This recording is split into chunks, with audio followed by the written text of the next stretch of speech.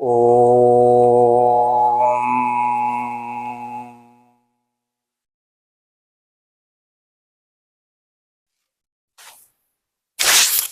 शिष्य गुरु संवाद केंद्र की यह चर्चा एक विशेष भाव दशा में हो रही है।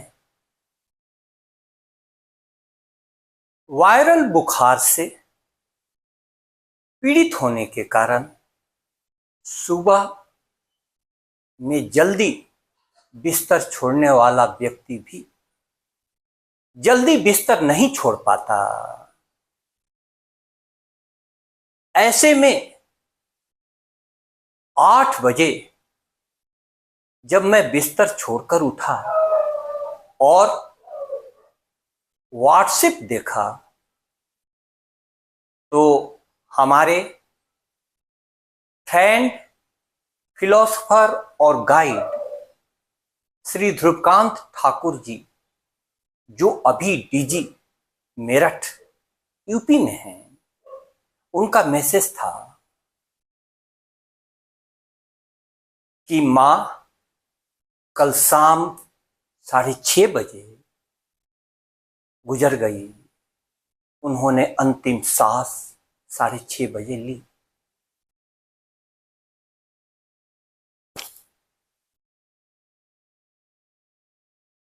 इस समाचार को पढ़ने के बाद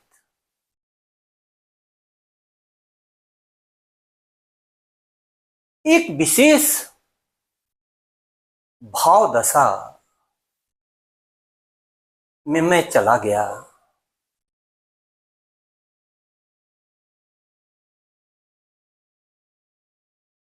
एक साथ कई स्मृतियां उभरने लगी।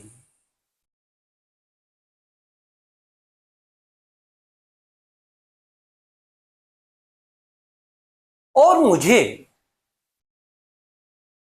अपनी मां की भी विशेष याद आने लगी। आज के जमाने में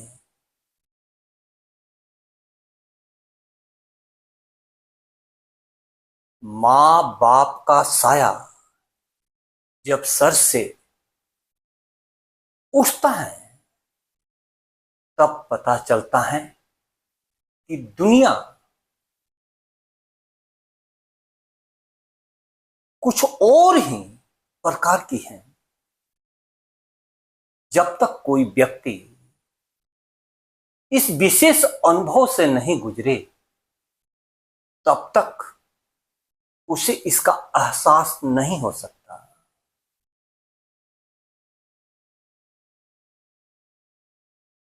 धूप में बाप, चूल्हे पर मां जलती हैं, तब कहीं जाकर औलाद पलती है।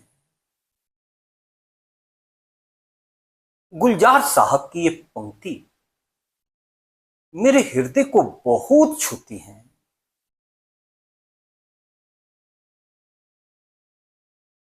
इसलिए जब इस समाचार को मैंने पढ़ा तो मुझे याद आया 1993 में यूपीएससी में सिलेक्शन के बाद ध्रुव भैया मुझे अपने गांव ले गए थे।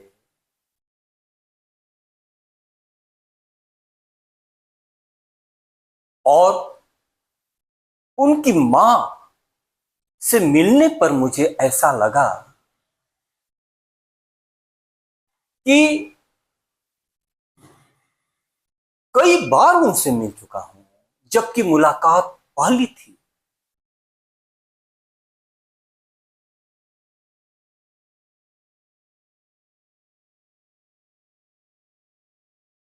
बहुत बड़ी खुशी उस गांव में थी कि संस्कृत विद्यालय और महाविद्यालय से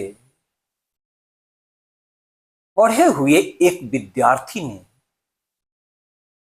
यूपीएससी में इतनी बड़ी सफलता प्राप्त की हो, तब मुझे यह विशेष रूप से मालूम चला कि 3 बहनों के बाद एक बेटे के रूप में ध्रुव भैया का जन्म हुआ था।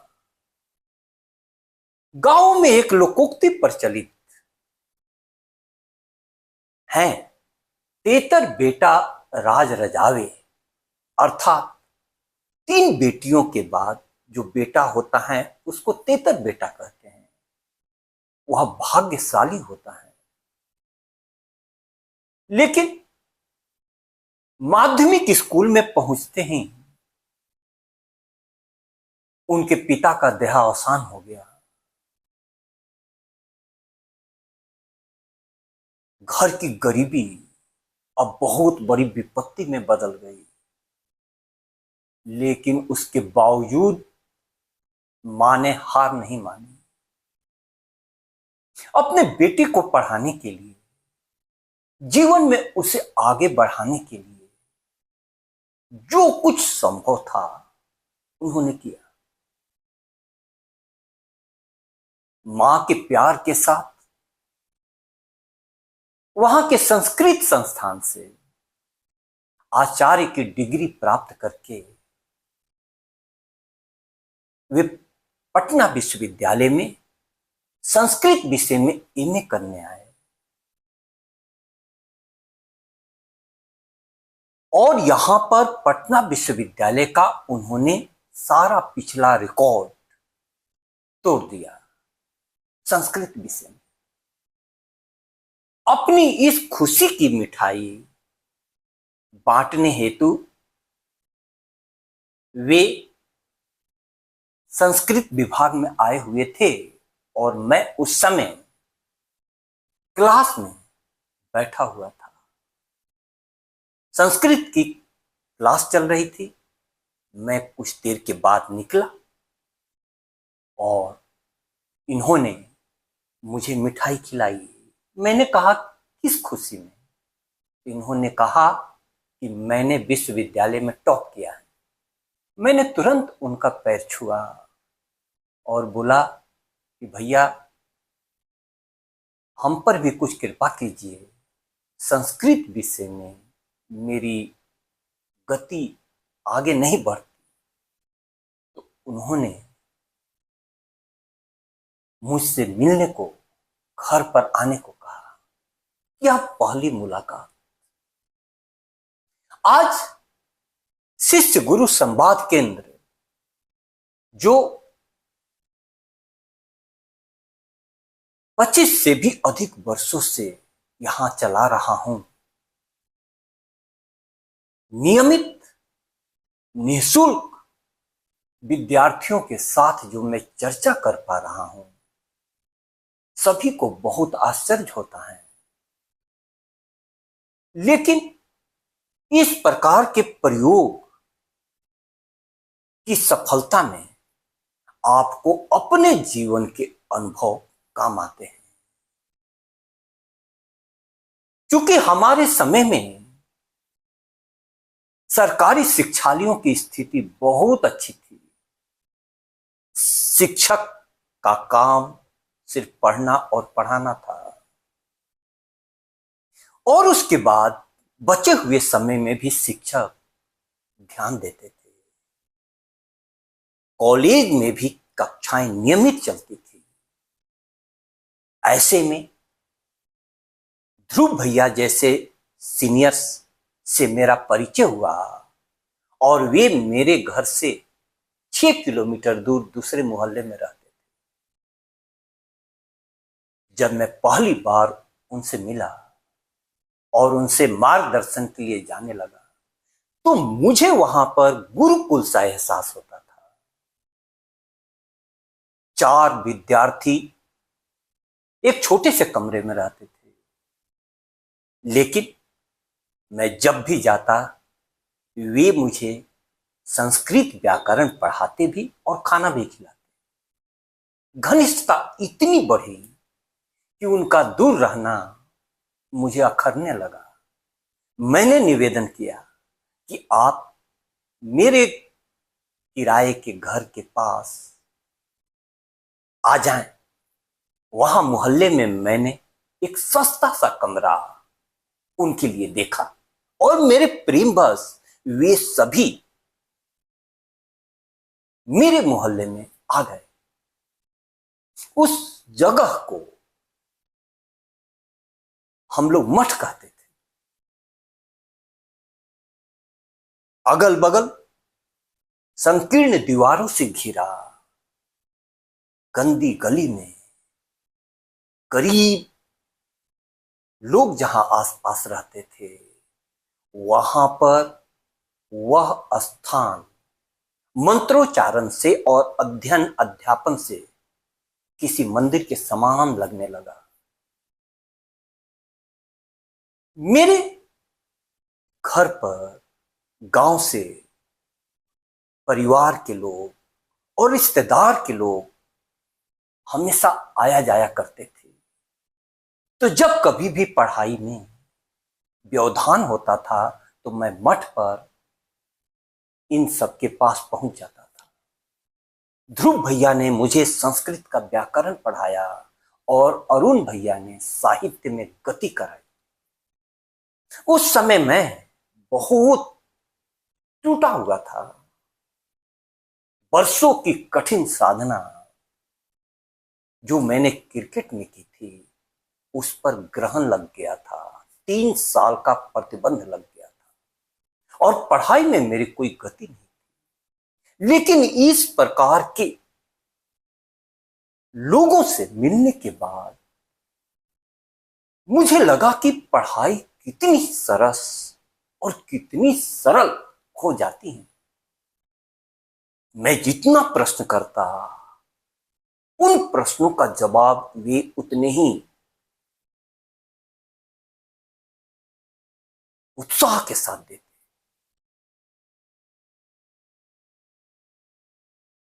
और इन लोगों ने मेरी जिंदगी बदल दी। एमए के प्रीवियस में मेरा जेआरएफ में सिलेक्शन हो गया, जूनियर रिसर्च फेलोशिप, इन सबकी कृपा से। और चूंकि ध्रुव भैया यूपीएससी की तैयारी कर रहे थे तो मुझे भी प्रेरणा मिली। उसी समय इनका यूपीएससी में सिलेक्शन हुआ तो मैंने देखा कि ये लोग वहां मठ में पढ़ने के लिए दिन रात लगे हुए हैं और घर से आने वाले पैसे पर्याप्त नहीं पड़ रहे हैं। तो उनका संस्कार ऐसा था कि वे सभी मंगलवार को और शनिवार को उपवास करते थे और हनुमान चालीसा का पाठ करते थे। मुझे लगा कि सभी दुबले पतले लोग सप्ताह में 2 दिन उपवास क्यों करते हैं। बाद में राज पता चला, ये लोग जिस इलाके से आए थे वह इलाका मंडन मिश्र का है। भामती टीका के लेखक मंडन मिश्र वे शख्स थे जिनसे शास्त्रार्थ करने के लिए दक्षिण भारत से उत्तर भारत जगत प्रसिद्ध शंकराचार्य पधारे थे। उस इलाके का नारा था, 2 रोटी कम खाएंगे, किताब नहीं लाएंगे। इन सभी के जीवन से मैं जुड़ता चला गया और खेल की जगह पढ़ाई में गति करता चला गया। तो मुझे उस मां की याद आज इसलिए आ रही है कि किसी भी बच्चे के संस्कार की नींव मां के द्वारा पड़ती है। मेरी भी मां बच्चों की पढ़ाई के लिए सारी सुविधाओं को छोड़कर अत्यंत कष्ट में सारे इंतजाम करती थी। जब भी कोई खेलने के लिए बुलाने आता था, पूछता था, आवाज लगाता था, सर्वजीत, तो मां बोलती थी कि वह घर पर नहीं है। मैं मां से लड़ता था कि तुम झूठ बोल रही हो, क्योंकि मुझे खेलने जाने का मन होता था। तो मैं मां से कहता था कि तुम झूठ बोल रही हो, इसका पाप तुम पर पड़ेगा। मां हंसकर कहती, मैं पाप का फल भुगत लूंगी, तू पढ़ ले। वही मां एक को मना कर देती थी, किंतु ध्रुव भैया जैसे, अरुण भैया जैसे लोग जब आते थे तो बड़े प्यार से स्वागत करती थी। मां का ऋण कभी लौटाया नहीं जा सकता। उस मां के जाने के बाद यह पता चलता है कि मां भले ही पढ़ी लिखी नहीं थी, लेकिन उसकी समझ वहां तक थी जहां पढ़ने लिखने के बाद भी हम लोगों की समझ नहीं पहुंचती। एक उदाहरण दूं, ध्रुव भैया की मां का। उस समय यूपीएससी में इनका रैंक 187 था। 187 रैंक पर पहले इनको आईआरएस, इंडियन रेलवे सर्विसेज, मिल चुका था। दूसरी बार परीक्षा देने पर आईएएस अथवा आईपीएस ही 2 पद बचते हैं जो आपको मिलने होते हैं। 187 रैंक पर आईपीएस मिलने की संभावना नहीं थी, लेकिन मां ने एक पत्र लिखा पटना में। मुझे वह पत्र देखने को मिला।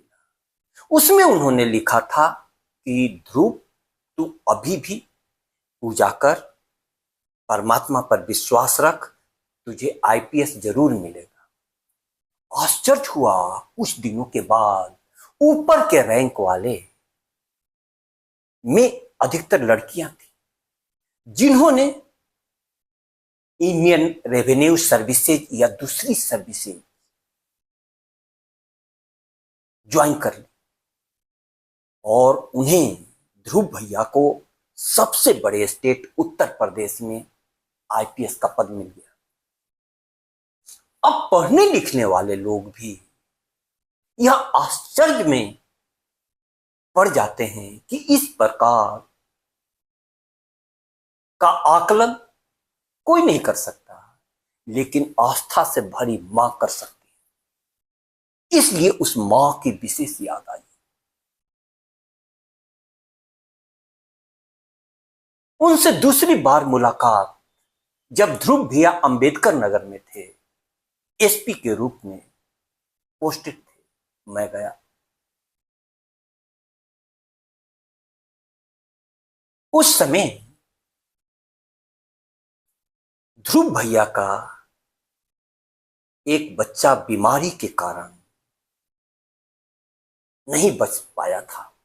शोक संवेदना प्रकट करने हेतु मैं गया था। उनकी मां से काफी बातचीत हुई, क्योंकि ध्रुव भैया लखनऊ वगैरह में मीटिंग में जा रहे थे, वहां व्यस्त थे। मां से गहरी बात हुई तो मां ने 2 विशेष चीजें मुझे सिखाई। उनका जीवन पूरा पुजारी का जीवन था, त्याग का जीवन। अभी भी वे वहां पर उसी प्रकार से जी रही थी, कुछ नहीं बदला था। उन्होंने मुझे कहा कि समय और स्थान बदलने से मूल स्वभाव नहीं बदलता। और दूसरी बात उन्होंने मुझे समझाया कि जीवन में कितना भी बड़ा पद मिल जाए, कितना भी पैसा आ जाए, लेकिन उससे ज्यादा महत्वपूर्ण है घर में प्रेम और शांति का होना। उनकी बातें इतनी गहरी बातें सुनकर मैं सोच में पड़ गया कि आखिर वे कहना क्या चाहती हैं। इतने वर्षों के बाद उनके जाने पर मुझे आज लग रहा है कि जीवन में सब कुछ मिल जाए और दो चीजें नहीं हो, प्रेम और शांति, तो जीवन निरर्थक हो जाता है। एक छोटी सी घटना, एक व्यक्ति ने जीवन में पाने वाली चीजों का लिस्ट बनाया, अनेक चीजें उसने लिखी, पद, पैसा, प्रतिष्ठा, सारी चीजें लिखी, और एक महात्मा को दिखाने ले गया कि मैंने जीवन में ये पाने का निश्चय किया है, आप देखें इसमें कोई चीज छूट तो नहीं गया है। महात्मा जी ने देखा और कहा कि एक सबसे महत्वपूर्ण चीज छूट गई है। उसने कहा क्या? बोले कि वो तो तुमने लिखा ही नहीं।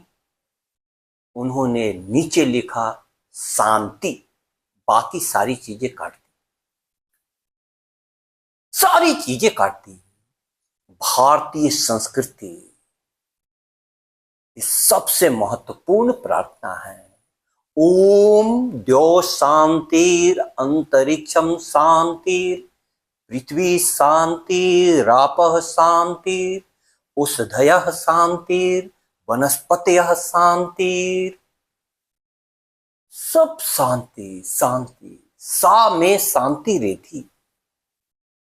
इतना महत्वपूर्ण शांति, और शांति का जो शिखर प्राप्त होता है उसका नींव का पत्थर प्रेम है। प्रेम के बिना शांति संभव नहीं है। वह मां इतने बड़े कष्टपूर्ण जीवन को, अभावपूर्ण जीवन को, चुनौतीपूर्ण जीवन को प्रेम के कारण शांति से संघर्ष करती गई, संघर्ष करती गई। ध्रुव भैया ने भी अपनी मां के लिए, उनकी जब शादी की बात आईपीएस बनने के बाद आई थी, तो उनकी पहली शर्त थी कि जो मेरे मां को सुकून दे सके।